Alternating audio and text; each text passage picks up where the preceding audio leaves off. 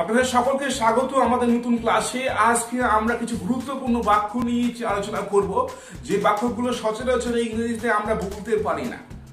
এই বাক্যগুলো যদি আমরা শিখে নিই, আমার মনে হয় ইংরেজিতে অনেক দুরূহ বাক্য আমরা পরিবর্তন করতে পারবো। এবং আমরা শিখবো প্যারাডিগম্যাটিক স্টাইলে, যেটা খুবই সহজে আমরা একটা বাক্য থেকে আরো 10টা বাক্য তৈরি করতে পারি। 10টা থেকে 100, 100টা থেকে 1000টা বাক্য তৈরি করতে পারবো। তো এটা একটা মজাদার ক্লাস হতে যাচ্ছে সকলের জন্য, এবং আমরা ক্লাসটিকে কয়েকটা ড্রিলে ভাগ করে নিয়েছি। আপনারা দেখতে পাচ্ছেন স্ক্রিনের উপরে যে বাক্যগুলো লেখা আছে সেগুলোকে আমরা অনুবাদ করব। তো যদি আপনারা এখনো পর্যন্ত আমাদের ক্লাস চ্যানেলকে সাবস্ক্রাইব করেননি, তো অবশ্যই চ্যানেলকে সাবস্ক্রাইব করে নেন, এবং যারা চ্যানেলকে সাবস্ক্রাইব করেছেন তাদেরকে ধন্যবাদ। তো দেখুন বাক্যে লেখা আছে, প্রথমে যে স্ক্রিনের উপর লেখা আছে সেটা, আমাকে ডাকতে ভুলে যেও না। এই কথাটা আমরা বলি, কিন্তু আমরা ইংরেজিতে তো এটা বলি না। তো এটা খুব সহজ বাক্য, যে আমাকে ডাকতে ভুলে যেও না। Don't forget to call me. Don't ফরগেটটা সামনে রেখে দেব, আর বাকিটা পরিবর্তন করব। Don't forget to call me, আমাকে ডাকতে ভুলে যেও না। পরের বাক্য দেখে নি, ওকে টাকা দিতে ভুলে যেও না। ওকে টাকা দিতে ভুলে যেও না। Don't forget to give him money. To give him money. আমরা বারবার বাক্যের সামনে ডোন্ট ফরগেটটা রেখে দিচ্ছি, দিয়ে টু দিয়ে ভার্ব লাগাচ্ছি, দিয়ে যেটা করতে চাইছি সেটা বলছি। তাহলে don't forget to give him money, খুব সহজ। পরের বাক্য আমরা দেখে নিচ্ছি, যে আমার কাপড়টা কাচতে ভুলে যেও না। Don't forget two wash my clothes. আবারও দেখো, don't forget two wash my clothes. এবার টু ওয়াশের জায়গায় অন্য কিছু যদি বলো তাও হবে। Two wash my brush, two wash my shirt বলতে পারি।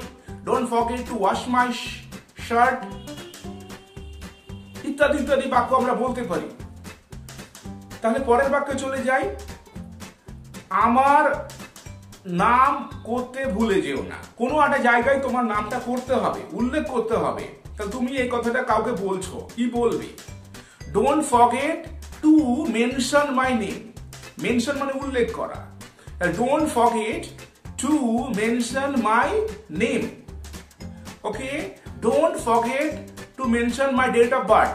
আমার ডেট অফ বার্থ উল্লেখ করতে ভুলে যেও না। বা don't forget to sign over there, ওখানে সই করতে ভুলে যেও না।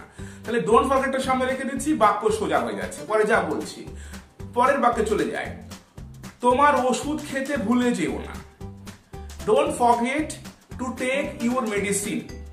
খুব সহজ, don't forget to take your medicine. তাহলে হয়ে গেল যে তুমি ওষুধ খেতে ভুলে যেও না। পরের বাক্য, ছাতা নিতে ভুলে যেও না। আমরা সকলেই ছাতা নিতে ভুলে যাই। তাহলে don't forget to take your umbrella. Don't forget to take your umbrella. বা আমরা বলতে পারি যে তোমার ব্রেকফাস্ট খেতে ভুলে যেও না। Don't forget to have your breakfast. Don't forget to have your breakfast. তাহলে এইগুলো আমরা বললাম, খুব সহজ। সামনে ডোন্ট লিখে আমরা যা করতে চাইছি না চাইছি সেটা বলবো। এ ফরম্যাটটা শেষ হলো। পরের ফরম্যাটে চলে যাচ্ছি, এটা আর একটা সুন্দর বাক্য যেটা আমরা শিখব। এটা করতে আমার বিবেকে বাধে। এরকম বাক্য আমরা বলি, কিন্তু ইংরেজিতে কখনো বলি না। তো এই বাক্যটা আমরা প্যারাডিগম্যাটিক স্টাইলে শিখব। এটা করতে আমার বিবেকে বাধে। বিবেক ইংরেজি জানতে হবে। প্রথমে জানতে হবে বিবেক ইংরেজি কি। বিবেক হচ্ছে conscience. Conscience, science of bad and good K conscience বলা হয়। Conscience is the science of bad and good. তাহলে ভালো মন্দের যে বিজ্ঞান, সেই বিজ্ঞানকে বলা হয় বিবেক। তাহলে কনসায়েন্স, আমার বিবেকে বাধে।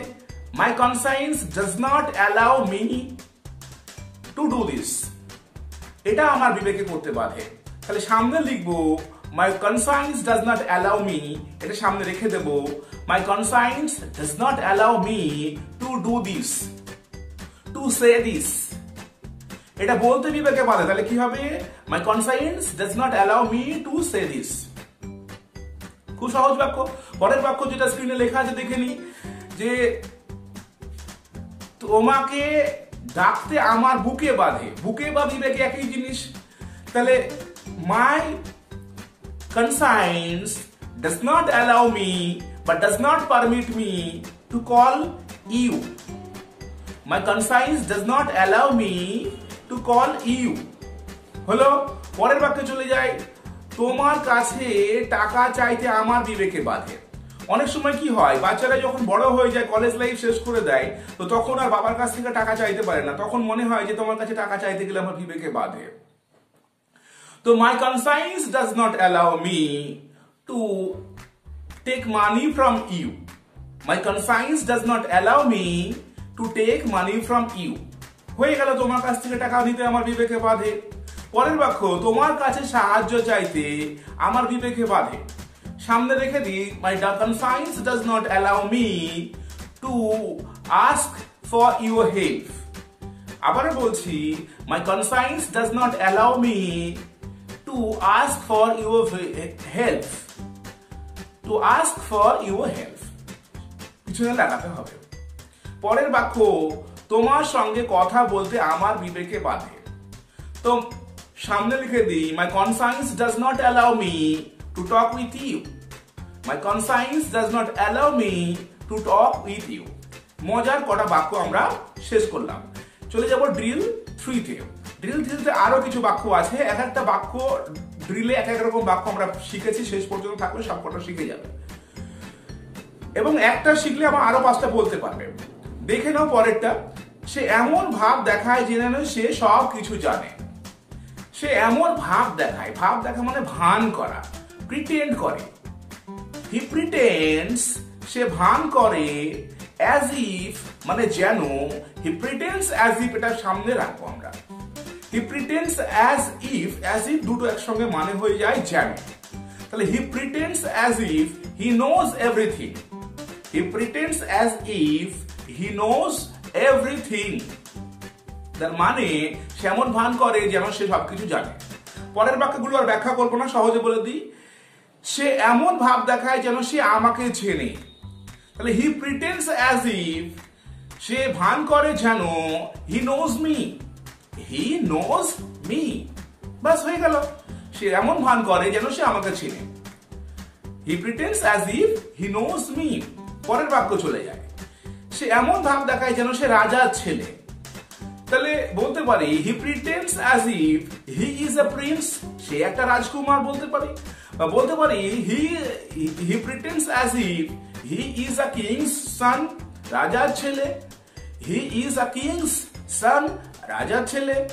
আবার বলতে পারি, he pretends as if he is a son of a king, a son of a king. একটা অ্যাপোস্ট্রফি এস দিয়ে বললাম, একটা অফ দিয়ে বললাম। যেখানে অসুবিধা হবে ভিডিও রিপিট করে নেবে, বুঝে যাবে। পরের বাক্য, সে এমন ভাব দেখায় যেন সে রাজার ছেলেটা বললাম। পরের বাক্য, সে এমন ভাব দেখায় যেন সে সত্য বলছে। He pretends as if he says truth. তাহলে সে সত্য বলছে কি ইংরেজি কি? হি সেজ ট্রুথ। আর সামনে লাগিয়ে দেবো he pretends as if, he pretends as if he says truth. খুব সহজ। আরো আরো অনেক বাক্য বলতে পারবে, যেমন ইচ্ছা তেমন বাক্য বলো। খুব সহজ ফরম্যাট, প্যারাডিগম্যাটিক স্টাইলে শিখে নিই। চলে যাই পরের ড্রিলে। ধার নেবও না দেবও না, এরকম বাক্য আমরা অনেক সময় বলি যে ধার নেবও না দেবও না।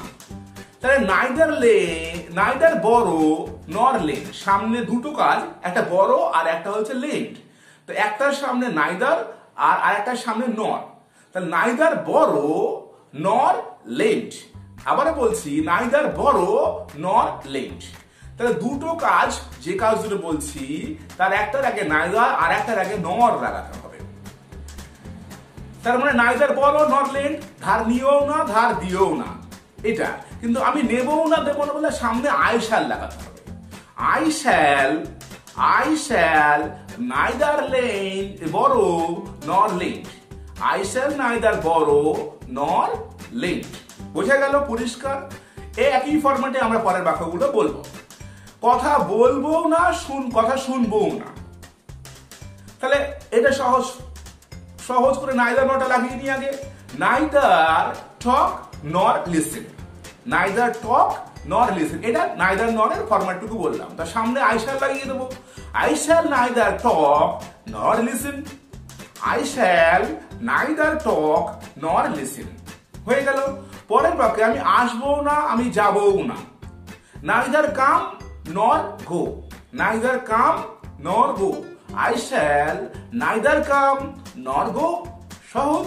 পরের বাক্য আমি খাবো না, আমি যাবও না, বাড়ির বাচ্চারা অনেক সময় এরকম করে বলে রাগে রেগে। তো ইংরেজিটা কেমন হবে? I shall neither eat nor go, neither eat nor go, এটা নাকি শুধু সামনে লাগালাম I shall neither eat nor go, খুব সহজ।